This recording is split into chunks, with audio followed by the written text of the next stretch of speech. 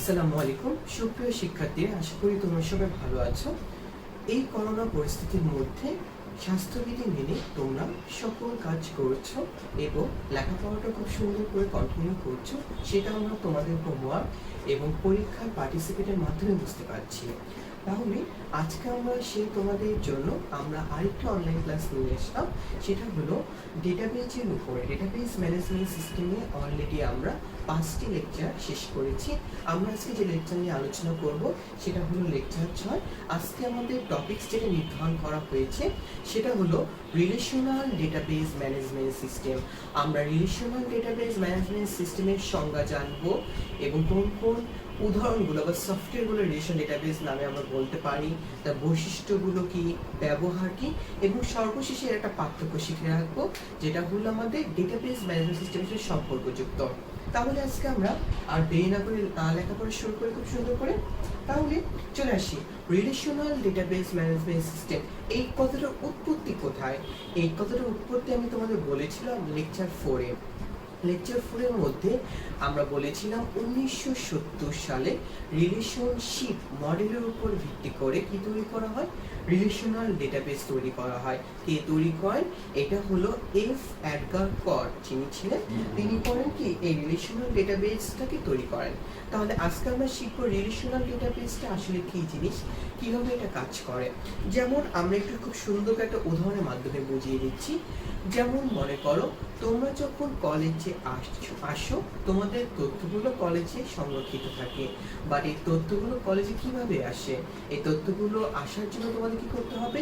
Online apply করতে হয়। এই অনলাইন অ্যাপ্লাই যখন আমরা করি তখন আমরা কি করি? সার্ভার ব্যবহার করি। আর চ্যাপ্টার 4 আমরা শিখেছিলাম সার্ভার মানে কি, এখানে বড় একটা স্টোরেজ থাকবে এবং যেটা নেটওয়ার্ক ব্যবহার করে পৃথিবীর যে কোনো স্থান মতো এটাকে অ্যাক্সেস করা যাবে। তাহলে এই যে সার্ভারে আমরা যে ব্যবহার করতেছি, তাহলে এখানে আমরা যখন পেমেন্টটা করি কিভাবে? বিকাশের মাধ্যমে করি বা অনলাইন যে কোনো ব্যাংকিং সিস্টেম ব্যবহার করে করি। তাহলে অনলাইন ব্যাংকিং সিস্টেম হলো আলাদা একটা ডেটাবেজ, আরেকটা হলো কি আমাদের কলেজ আলাদা ডেটাবেজ। দুইটার মধ্যে সম্পর্ক তৈরি করতেছে কি? হ্যাঁ, তোমরা তৈরি করতেছো। কিসের মাধ্যমে করতেছো? পেমেন্ট সিস্টেমের মাধ্যমে, বা যেটাকে আমরা বলি ট্রানজ্যাকশন আইডির মাধ্যমে করতেছি। বা অনেক সময় আমাদের ফোন নাম্বার দুইটার মধ্যে কমন থাকে, কারণ আমাদের রিলেশনটা তৈরি করতেছি। তাহলে আমরা কি করতেছি? রিলেশনের মাধ্যমে দুইটা ডেটাবেস সম্পর্ক তৈরি করে ফেললো। এমনভাবে আমরা কি করতে পারি? এমনভাবে বিকাশের মাধ্যমে, বিকাশ যদি তোমার বাংলা লিঙ্কে খোলা থাকে তাহলে বিকাশ অ্যাকাউন্টের মাধ্যমে তুমি গ্রামীণ ফোনে করতে পারো। গ্রামীণ ফোনে টাকা কি করতে পারো? টাকাকে আমরা কি ফ্ল্যাশ লোড করতে পারি। তাহলে এই যে ডেটাবেজের মধ্যে আমরা কি করতেছি? তাহলে আমাদের বিকাশের ডেটাবেসটা আলাদা আর গ্রামীণ ফোনেরটা আলাদা। এই দুইটার মধ্যে সম্পর্ককেই তৈরি করে যে তুমি যে ট্রানজ্যাকশন আইডি বা টাকাটা পাঠিয়েছো যে নাম্বারটা দিয়ে, সেটা কিন্তু সম্পর্ক আমাদের তৈরি করছে। তাহলে সেই সম্পর্ক তৈরি করার জন্য এই টোটাল কনসেপ্টটা আমাদের খুব সুন্দর করে আস্তে আস্তে আমরা বুঝবো। সেই কনসেপ্টটার নামই হলো রিলেশনাল ডেটাবেস ম্যানেজমেন্ট সিস্টেম। তাহলে আমরা চলে আসি রিলেশনাল ডেটাবেস ম্যানেজমেন্ট সিস্টেমটা কি। ডেটাবেস ম্যানেজমেন্ট সিস্টেমের মতো রিলেশনাল ডেটাবেস ম্যানেজমেন্ট সিস্টেমটাও কি একটা ধরনের সফটওয়্যার হবে। তাহলে এই সফটওয়্যারটা কিভাবে কাজ করে বা কি থাকতে পারে? যেমন আমরা ধরি, আমরা একটু সুন্দর করে শিখলে দেখতে পাবো। এইটা যদি ধরি, দুইটা টেবিল দেওয়া আছে, একটা হলো টেবিল 1, একটা হলো আমাদের টেবিল 2। কয়টা টেবিল দেওয়া আছে? দুইটা টেবিল দেওয়া আছে। এখন এই টেবিলের মধ্যে এখানে রাখলাম স্টুডেন্টের নেম, যাকে আমি এন দিয়ে খুব সুন্দর করে ডিনোট করলাম। আর এখানে আমরা রাখলাম আর মানে হলো তার রোল নাম্বার। সিমিলারলি টেবিল 2টা হলো ধরে নিই একটা নাম দিয়ে দিই খুব সুন্দর করে, যেটা কি হবে? এইটা হলো স্টুডেন্টের উপস্থিতি টেবিল বা অ্যাটেন্ডেন্স টেবিল। অ্যাটেন্ডেন্স টেবিলের মধ্যে তার নাম রাখলাম আর রোল রাখলাম। আর এখানটা তার কি হলো? এখানে হলো তার নাম্বার, যেটা হলো সে পরীক্ষায় পেয়েছে। আর পরীক্ষায় পেলে আমরা খেয়াল করব যে পরীক্ষার নাম্বার সিস্টেমটা যখন দেওয়া হয় তখন একটা রোলের অ্যাগেনিস্টের মার্কসগুলো দেওয়া হচ্ছে সাবজেক্ট অনুযায়ী। তাহলে সাবজেক্টের বিষয়ে আমরা একটু পরে যাচ্ছি, আগে আমরা রোলের অ্যাগেনিস্টে একটা মার্কস দেখি। তাহলে এখানে খেয়াল করব এই টেবিল কয়টা? এইটা একটা টেবিল, এইটা একটা টেবিল। তাহলে এখানে টেবিল কয়টা আছে? দুইটা। আমরা লেকচার 1-এ শিখেছিলাম টেবিলগুলোকে আমরা কি নামে ডাকতে পারি? ফাইল নামেও ডাকতে পারি। তাহলে এই টেবিলের মধ্যে কিন্তু কিছু জিনিস আছে। কি কি আছে? এইটা হলো ফাইল নেম, T1 একটা ফাইল নেম, 52 একটা ফাইল নেম। এখানে অ্যাট্রিবিউট কয়টা? প্রথম টেবিলে অ্যাট্রিবিউট 2টা, পরের টেবিলে অ্যাট্রিবিউট 2টা। প্রথম টেবিলে অ্যাট্রিবিউটের নাম হলো নেম আর হলো রোল, পরের টেবিলে হলো রোল আর কি হবে মার্কস। তাহলে এগুলো হলো আমাদের অ্যাট্রিবিউট বলবো। তাহলে খেয়াল করি এই দুইটা যদি সম্পর্ক তৈরি করতে চাই তাহলে কি করতে হবে?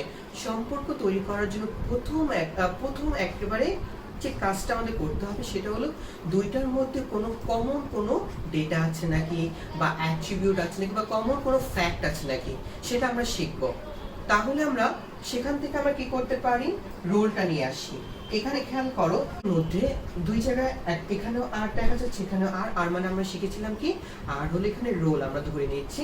তাহলে এই দুইটার মধ্যে যখন রোলটা কমন, তখন আমাদের যখন কি করা হবে, আমাদের যখন নাম্বার সিটটা দেওয়া হয় বা রেজাল্টটা দেওয়া হয়, সেই রেজাল্টের মধ্যে কি কি থাকে?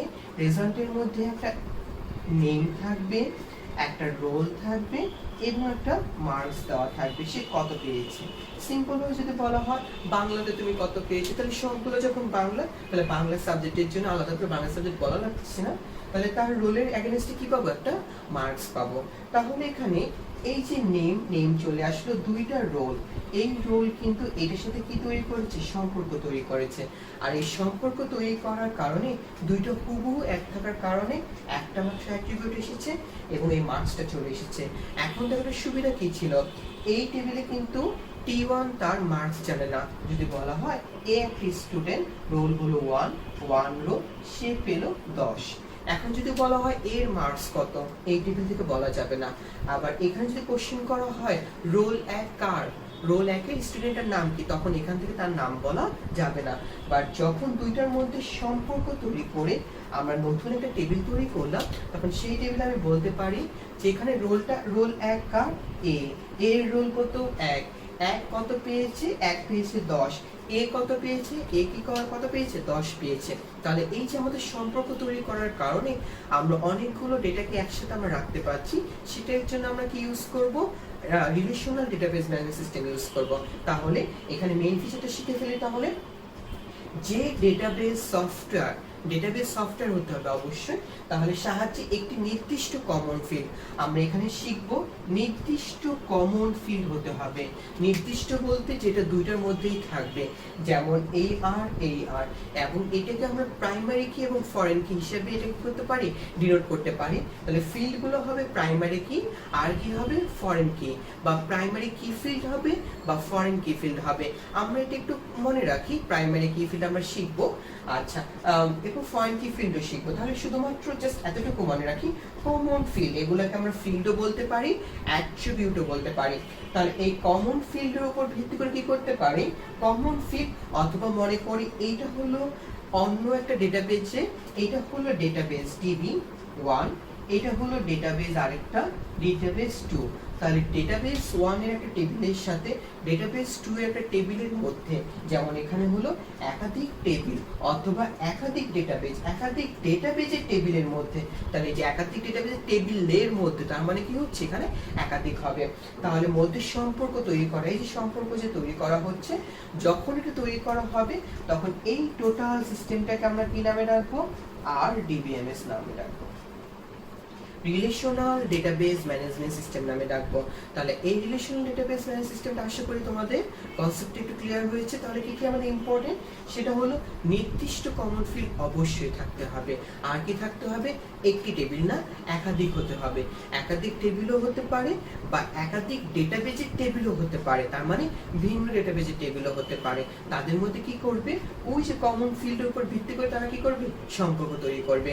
আর কমন ফিল্ডটা কি বলেছিলাম? হ্যাঁ, এক্স্যাক্টলি, কমন ফিল্ডটা হলো প্রাইমারি কি হতে হবে আর কি হতে হবে? ফরেন কি হতে হবে। তাহলে এইটা ছিল আমাদের রিলেশনাল ডেটাবেস ম্যানেজমেন্ট সিস্টেম, বা যেটাকে আমরা কি বলবো? RDBMS বলবো। ঠিক আছে, তাহলে RDBMS এর সংজ্ঞাটা আমরা এতটুকুই শিখলাম। এরপরে হলো RDBMS বা রিলেশনশিপ ডেটাবেস ম্যানেজমেন্ট সিস্টেম, বা সম্পর্ক তৈরি করার জন্য ডেটাবেজে কোন কোন ধরনের সফটওয়্যারগুলো আমরা ইউজ করি। আমরা আগে লিখেছিলাম মাইক্রোসফট এক্সেস। প্রথম দিকে মাইক্রোসফট এক্সেস দিয়ে আমরা রিলেশনের কাজটা ততটা ফ্লেক্সিবল ভাবে করতে পারতাম না, বাট বর্তমানে আমরা এটাকে ফ্লেক্সিবল ভাবে করতে পারি। তাই আমি এখানে সফটওয়্যার নামটা মাইক্রোসফট এক্সেস বা MS এক্সেস লিখতে পারি। তারপর কি হতে পারে, তারপর হতে পারে আমরা বিভিন্ন ধরনের মাই এসকিউএল সার্ভার ইউজ করি। তাহলে আমরা মাই এসকিউএল একটা নাম দিতে পারি। মাই এসকিউএলটা হলো এক ধরনের কি হবে, রিলেশনাল ডেটাবেস ম্যানেজমেন্ট সিস্টেমে কাজ করে। আরো কিছু সফটওয়্যারের মধ্যে হলো এসকিউএল সার্ভার। এসকিউএল সার্ভার এটাও কিসের কাজ করবে, রিলেশনাল ডেটাবেস ম্যানেজমেন্টে কাজ করবে।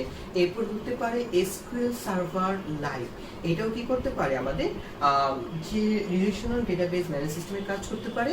হ্যাঁ, আরেকটা আমাদের নামটা কমন নামটা হলো ওরাকল। ওরাকলটা দিয়ে কি কাজ করা যায়, রিলেশনশিপ ডেটাবেস ম্যানেজমেন্ট সিস্টেমেরও কাজ করা যায়, বা রিলেশনাল ডেটাবেস ম্যানেজ সিস্টেমেরও কাজ করা যায়, আর ডেটাবেস ম্যানেজমেন্ট সিস্টেমেরও কাজ করা যায়, দুইটার কাজই করা যায়। তাহলে এখানে আমাদের সফটওয়্যারগুলো আরো বিভিন্ন ধরনের হতে পারে।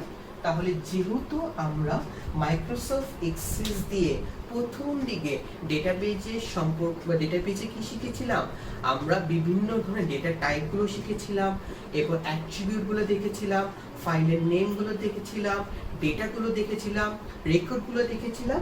তাহলে এরপর সেম একই ধরনের সফটওয়্যার ইউজ করে আমরা কি শিখবো, আমরা আরডিবিএমএসটাই শিখবো। ঠিক আছে, তাহলে আমরা আরডিবিএমএস এর কি ইউজ করব, মাইক্রোসফট এক্সেস ইউজ করব। তারপর চলে আসে বৈশিষ্ট্যগুলো কি কি। বৈশিষ্ট্যগুলো তো আমরা একটু আগে জানতে পারলাম যে দুইটা ভিন্ন টেবিল যখন একসাথে কি হয়, একসাথে যখন সম্পর্ক তৈরি করে তখন আমরা কি হয়, এক টেবিলের ডেটা অন্য টেবিলে আমরা কি করতে পারি, স্থানান্তর করতে পারি। সেটা হলো তার বৈশিষ্ট্য, প্রথম বৈশিষ্ট্য। দ্বিতীয় বৈশিষ্ট্য হলো এরকম ভাবে তৈরি করলে আমাদের নতুন করে টেবিল তৈরি করা লাগে না, ওই দুইটা টেবিল মিলে নতুন আরেক ধরনের টেবিল তৈরি করা যায়, যেখানে আমাদের কি থাকবে, ডেটাগুলো আগে থেকেই তৈরি করা থাকবে বা যেগুলো আমরা অন্য টেবিল থেকে নিয়ে আসবো। তাহলে এইটা হলো আমাদের দ্বিতীয় বৈশিষ্ট্য।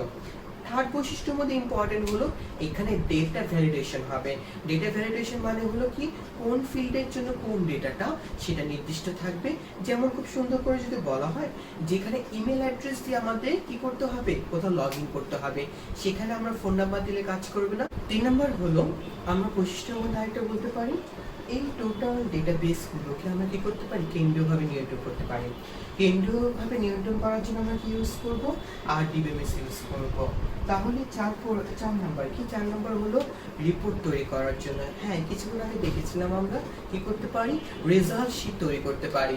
রেজাল্ট শীট তৈরি করার জন্য আমরা কি ইউজ করব, রিলেশনাল ডেটাবেস ম্যানেজমেন্ট সিস্টেম তৈরি করব, বা এটা আমাদের লাগবে। আচ্ছা, তাহলে এগুলো হলো মেইন বৈশিষ্ট্য, আরো অনেকগুলো থাকতে পারে।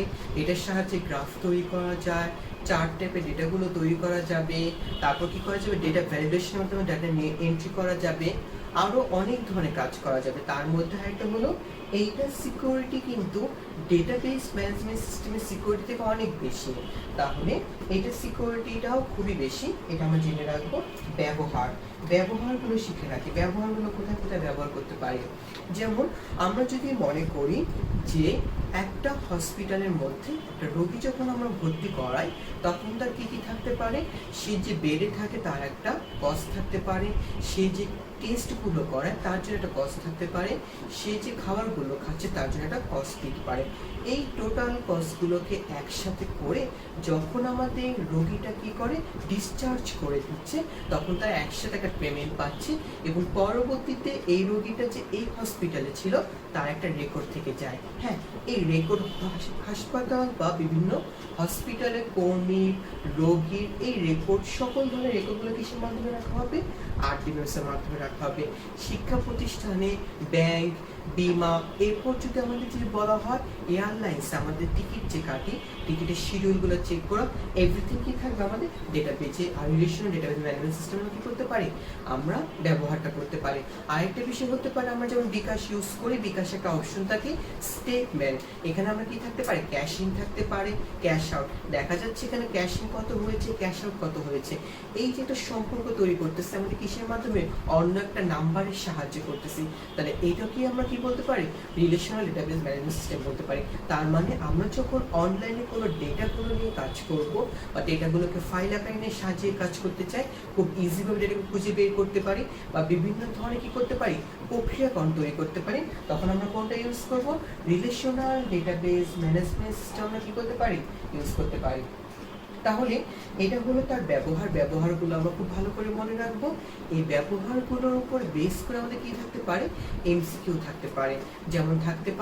যেমন হতে পারে অনেকগুলো টেবিল বা এক টেবিল থেকে অন্য টেবিলের ডেটা আদান প্রদান করার জন্য বা পাঠানোর জন্য নিচে কোনটি ব্যবহার করা হয়, তখন সেখানে যদি RDBMS থাকে তাহলে RDBMS অ্যান্সার করবো, সেখানে আমরা DBMS অ্যান্সার করতে পারবো না। আচ্ছা, তারপর আমরা চলে আসি, ব্যবহারটা চলে গেল এবং আমরা বলেছিলাম যে আমরা DBMS এবং RDBMS এর কিছু বেসিক পার্থক্য বলে দিব। DBMS এবং কি থাকবে, RDBMS, এই দুইটার মধ্যে বেসিক পার্থক্য হলো একটু মনে রাখবো। DBMS বা ডেটাবেস ম্যানেজমেন্ট সিস্টেম 1900 কত সালে, 1960-এর শুরুর দিকে এটা তৈরি হয়েছিল। আর এটা মনে রাখবো 1900 কত সালে, 70 সালে এটা তৈরি করা হয়েছিল। ঠিক আছে, আরেকটা ছিল, এটা কি ছিল, এটা ছিল আমাদের নেটওয়ার্ক মডেলের উপর বেস করে তৈরি করা হয়েছিল। আর এটা হলো রিলেশনাল মডেলের উপর বেস করে তৈরি করা হয়েছিল। এবং আরেকটা জিনিস মনে রাখবো যে ডেটাবেস ম্যানেজমেন্ট সিস্টেম ব্যবহার করা হয় যেখানে ক্ষুদ্র পরিসরে ডেটাগুলো নিয়ে কাজ করা হবে, সেখানে ডেটাবেস ম্যানেজমেন্ট সিস্টেম নিয়ে কাজ করা হয়। বা যখন হিউজ ডেটা নিয়ে কাজ করবে বা বিভিন্ন ট্রানজাকশন করবে বা রিলেশন তৈরি করবে, তখন আমরা কি করব, আমরা RDBMS ইউজ করব। যেমন একটা জিনিস আমরা মনে রাখি, যেমন ডাচ বাংলা ব্যাংকের ভিসা কার্ড দিয়ে আমরা কি করতে পারি, অনলাইন শপিং করতে পারি। অনলাইন শপিং এ যেখানে করব সেখানে তাদের ডেটাবেস আলাদা এবং ডাচ বাংলা ব্যাংকটা আলাদা, দুইটার মধ্যে রিলেশন কি করতেছে, ভিসা কার্ডটার মধ্যে আমরা অ্যাকাউন্টের মধ্যে পেমেন্টটা কি করতেছে, এটা রিলেশন তৈরি করতেছে। তাহলে এই অ্যাকাউন্টে রিলেশন করে দিচ্ছে আমাদের। তাহলে এই যে আমাদের পেমেন্ট সিস্টেমটা রিলেশন করতেছে, তাহলে এই বৃহৎ পরিসরে আমাদের ডেটাগুলো নিয়ে যখন কাজ করব তখন আমরা কি লাগবে, RDBMS লাগে। এবং ডেটা ভ্যালিডেশন এবং রিডান্ডেন্সি, ভ্যালিডেশন মানে হলো যে এই ডেটাটা যেমন যেখানে নামের জায়গায় নাম হবে নাকি, রোলের জায়গায় রোল হবে নাকি, বা এই ডেটাটা এই ফরম্যাটে হবে নাকি, এর থেকে বেশি হয়েছে নাকি, এটা হলো ডেটা ভ্যালিডেশন। আর রিডান্ডেন্সি মানে কি, একই রকম ডেটা সে রাখবে না, একই রকম ডেটা যদি রেকর্ড যদি থাকে তাহলে সে কি করে দিবে, ওইটা বাদ দিয়ে একটি মাত্র রাখবে। তাহলে এইটার সুবিধা কি হচ্ছে, অনেক সুবিধা। বা ডেটাবেজে কি হচ্ছে, এই সুবিধাটা আমরা পাচ্ছি না। তাহলে RDBMS ডেটাবেস থেকে অনেক ভালো এবং ইজিলি কাজ করে। আর আরেকটা বললাম কি, এটা ক্ষুদ্র পরিসরে কাজ করে, এটা বৃহৎ পরিসরে কাজ করে। এবং এখানে আমরা শিখেছিলাম কি, এখানে শিখেছিলাম আমাদের বিভিন্ন ধরনের সফটওয়্যারগুলো ব্যবহার করে আমরা কি করতে পারি, DBMS এর কাজ করতে পারি, আবার RDBMS এরও কাজ করতে পারি। RDBMS গুলো কি কি জানি ছিল, আমরা একটু দেখে ফেলি। আমরা এখানে ছিল, হ্যাঁ উপরের দিকে দেখি আমরা, MySQL ছিল, SQL সার্ভার ছিল, SQL লাইট ছিল, ওরাকল ছিল। এগুলো মূলত আমাদের RDBMS হিসেবে আমরা কি করতে পারি, ব্যবহার করতে পারি। ঠিক আছে, আর DBMS হিসেবে আমরা কোনগুলো ব্যবহার করতে পারি, DBMS হিসেবে আমরা যেগুলো ব্যবহার করতে পারি সেটা হলো আমরা DBase ব্যবহার করতে পারি। মাইক্রোসফট এক্সেস যেটার মধ্যে কমন, মাইক্রোসফট এক্সেসটা মূলত ডেটাবেজের জন্য, এটা অপশন হলে হলো ফক্স প্রো আমরা ইউজ করতে পারি। এটাও এক ধরনের ডেটাবেস ম্যানেজমেন্ট সিস্টেমের সফটওয়্যার। ফক্স প্রো ইউজ করতে পারি, DBase ইউজ করতে পারি, আরও অনেক ধরনের সফটওয়্যার ইউজ করতে পারি ডেটাবেস ম্যানেজমেন্ট সিস্টেমের কাজ করার জন্য। আর RDBMS এর আমরা কি কি ইউজ করতে পারি, MySQL ইউজ করতে পারি, SQL সার্ভার ইউজ করতে পারি, SQL লাইট ইউজ করতে পারি, ওরাকল ইউজ করতে পারি। ঠিক আছে, এগুলো হলো আমরা RDBMS এর মধ্যে হলো। তাহলে এখানে পার্থক্য আমরা কয়টা দিলাম, পার্থক্য কিন্তু 4টা দিলাম। এক নম্বর হলো 1960, আরেকটা 1970, এটা থাকবে। আরেকটা হলো এগুলো উদাহরণগুলো একটা পার্থক্য। আরেকটা কি ছিল, একটা হলো আমাদের কি ইউজ করা হয়, ক্ষুদ্র পরিসরে কাজ করে, আরেকটা কিসের কাজ করে, বৃহৎ পরিসরে কাজ করে। এরপর আরেকটা কি বলেছিলাম, আরেকটা বলেছিলাম এটা দিয়ে ডেটা ভ্যালিডেশন, ডেটা রিডান্ডেন্সি করা পসিবল, এবং এটা দিয়ে আমাদের এটা দিয়ে পসিবল, এটা দিয়ে কি হবে, এটা পসিবল নয়। এছাড়া আমরা কি করতে পারি, দুইটি সংজ্ঞা ব্যবহার করতে পারি। ঠিক আছে, এই সংজ্ঞা ব্যবহার করার জন্য মনে রাখবা RDBMS এর মধ্যে একাধিক টেবিল নিয়ে কাজ করা হয়, আর ডেটাবেজে কি করা হয়, একটি টেবিল নিয়ে বিভিন্ন ধরনের কি করা হয়, কাজ করা হচ্ছে। সো এখানে আমরা খেয়াল রাখবো, একটি টেবিলের মধ্যে রিলেশন যখনই করব তখন RDBMS, একাধিক টেবিল হতে হবে। তাহলে আজকে আমরা রিলেশনাল ডেটাবেস ম্যানেজমেন্ট সিস্টেম সম্পর্কে বেসিক কিছু ধারণা পেলাম। এই বেসিক ধারণার উপর ভিত্তি করে আমরা কি করব, পরবর্তী টপিকসগুলো আমরা কি করব, কভার করে নিব। তাহলে আজকে আমরা এতটুকুই দেখলাম, পরের ক্লাসে দেখা হবে ইনশাআল্লাহ। আল্লাহ হাফেজ, সবাই ভালো থেকো।